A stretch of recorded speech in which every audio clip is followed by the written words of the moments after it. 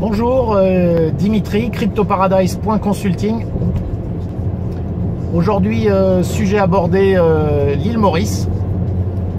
Donc ça nous intéresse directement, puisque en ce qui me concerne, j'y habite depuis maintenant 2 ans. Et pour beaucoup qui visitent et qui me contactent, il s'agit de s'expatrier à l'île Maurice, qui est aussi un service que je propose sur le site cryptoparadise.consulting. C'est-à-dire de mettre en place tous les papiers, de vous aider dans votre projet d'expatriation. Alors, on va faire, je dirais, avantages, inconvénients de l'île Maurice. Donc on va commencer, pourquoi pas, par les inconvénients, c'est peut-être mieux, puisque les avantages sont largement supérieurs, en tout cas de mon point de vue. Sinon, j'y resterai pas, évidemment. Alors, les inconvénients de l'île Maurice.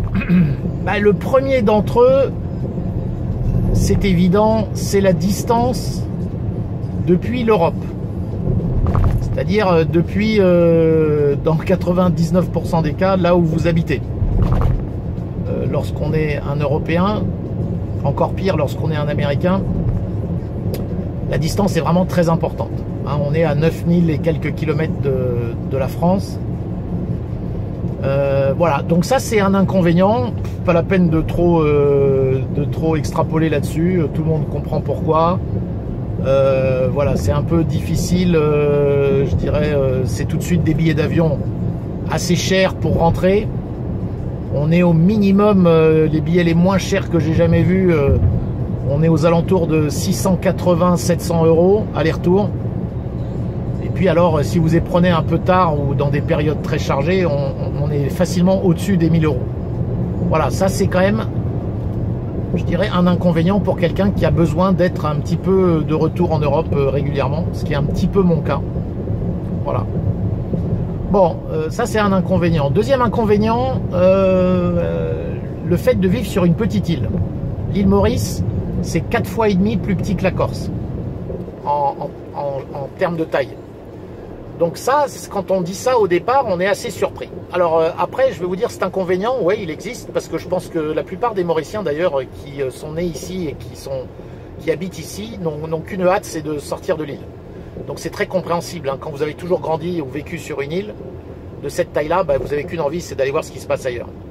Et voir ce qui se passe ailleurs, évidemment, tout de suite, on retombe dans le premier contre-argument, c'est le prix, le fait que c'est loin, etc. Bon, maintenant, je vais vous dire honnêtement, cet argument de la taille, il est assez vite battu en brèche, parce qu'on se rend compte que quand on a une vie tous les jours, que ce soit un travail ou que vous avez vos activités, en fait, vous avez un rayonnement, je dirais, autour de un rayon d'action qui finalement est un rayon d'action qui ressemblerait à n'importe quel rayon d'action dans n'importe quel endroit du monde. Moi, quand j'ai habité longtemps à Nice ou à Paris, finalement, dans votre vie de tous les jours, vous rayonnez dans un rayon de 20 km, quoi, et vous en sortez finalement assez rarement. Donc, en gros, à l'île Maurice, c'est exactement pareil. Vous prenez la route, pour vous déplacer, les distances sont quand même assez longues. C'est ça qui est étonnant, c'est qu'on habite sur une petite île, mais il y a quand même des trajets à chaque fois qui sont déjà longs. Je peux vous dire que moi, j'habite dans l'ouest de l'île, d'aller à l'est, c'est un projet en lui-même. Un gros projet, c'est loin. Voilà, donc ça, c'est le deuxième inconvénient.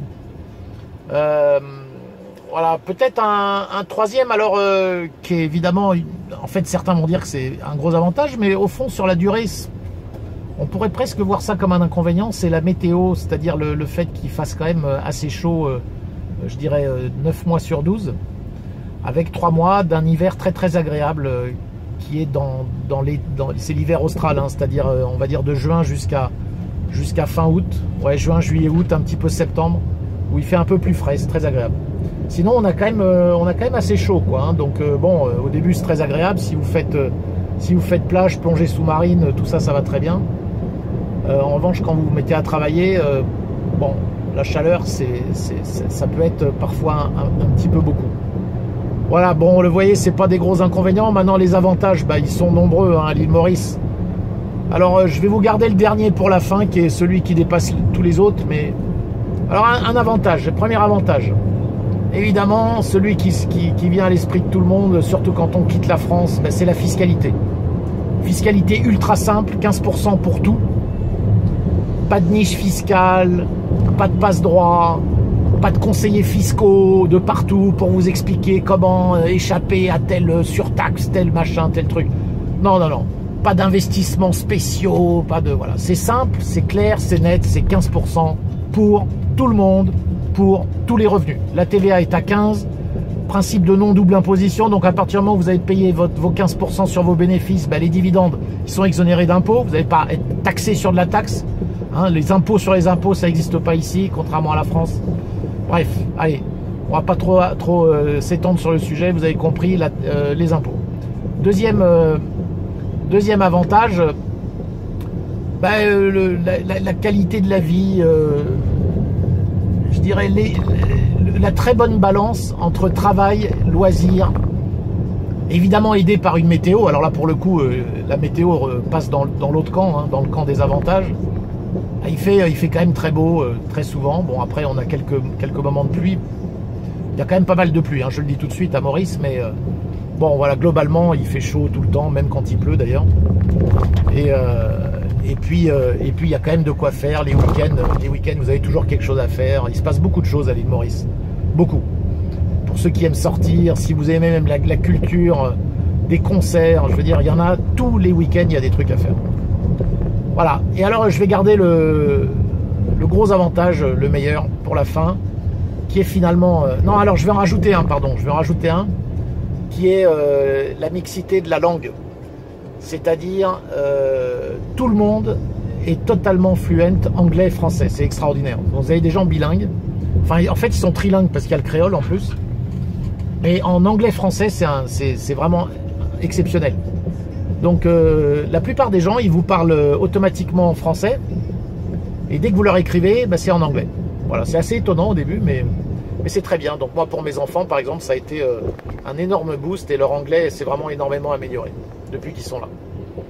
Voilà, et le dernier avantage donc, que je voulais vous garder pour la fin, bah, c'est celui qui surpasse tous les autres, c'est tout simplement les gens. Et donc, c'est pas une légende. Les Mauriciens sont vraiment des gens très, très, très accueillants, très gentils. Je veux dire, c'est un plaisir. C'est un plaisir de vivre ici. Et au final, vous restez dans un pays, c'est pas à cause de la fiscalité, c'est pas à cause de la météo. Vous savez, les plages ici, elles sont très belles, mais vous avez des très belles plages dans beaucoup d'endroits dans le monde.